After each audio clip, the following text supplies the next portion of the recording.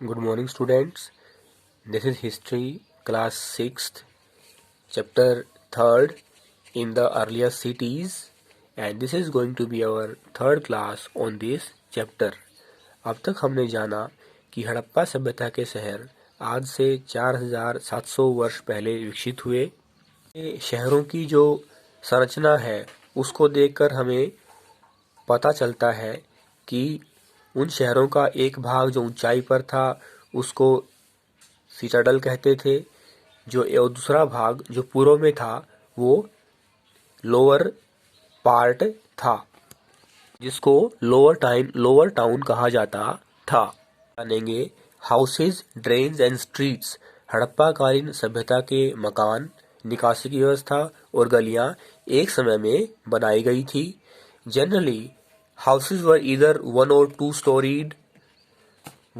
stories high with rooms built around a courtyard.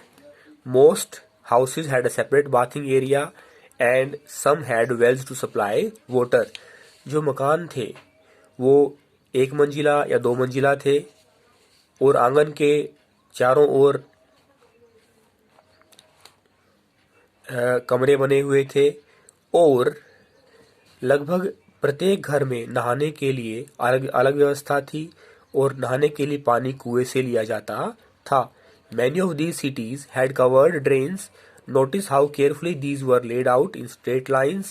Although you cannot see it, each drain had a gentle slope so that water could flow through it. Very often drains in houses were connected to those on the streets and smaller drains led into bigger ones. As the drains were covered, inspection holes were provided at intervals to clean them. All three houses, drains and streets were probably planned and built at the same time.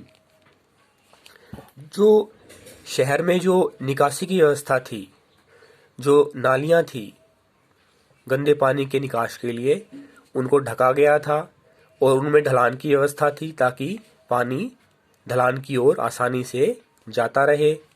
और जो नालियां थी मकान से निकलकर वो आगे बड़ी नाली से जुड़ती थी और साफ सफाई के लिए जगह जगह पर जो होल हैं, जो सुराग हैं, वो छोड़ दिए गए थे ताकि नाली की सफाई भी की जा सके।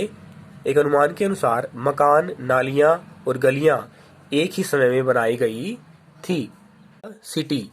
A Harappan city was a very busy place. There were people who planned the construction of special buildings in the city. They were probably the rulers. It is likely that the rulers sent people to distant lands to get metal, precious stones and other things that they wanted. They may have kept the most valuable objects such as ornaments of gold, silver or beautiful beads for themselves, and there were scribes, people who knew how to write, who helped prepare the seals and perhaps wrote on the other materials that have not survived. Besides, there were men and women, craftspersons, making all kinds of things, either in their own homes or in special workshops. People were traveling to distant lands or recruiting with raw materials, or returning with the raw materials and perhaps stories. Many terracotta toys have been found and children must have played with these. जो हड़प्पा कालीन शहर थे वो बहुत ही busy शहर थे और जो मकानों का निर्माण था, जो भवनों का निर्माण था, वो राजाओं के दिशा निर्देश में उनकी योजना के द्वारा होता था। राजा लोगों को दूर दूर मूल्यवान पत्थर या धातुएं लाने के लिए भेजते थे और उनको अपने पास जो सोने और चांदी के गहने थे उनको अपने पास रखते थे। इसके अलावा लिपिक भी होते थे जिनको लिखना आता था और जो इन पदार्थों पर, इन वस्तुओं पर लिखते थे।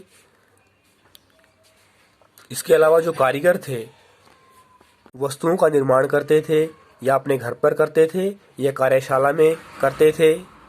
टेराकोटा खिलौने मिले हैं, टेराकोटा के बने हुए, और इससे अनुमान लगाया जाता है कि बच्चे उनके साथ खेलते होंगे। थैंक्स।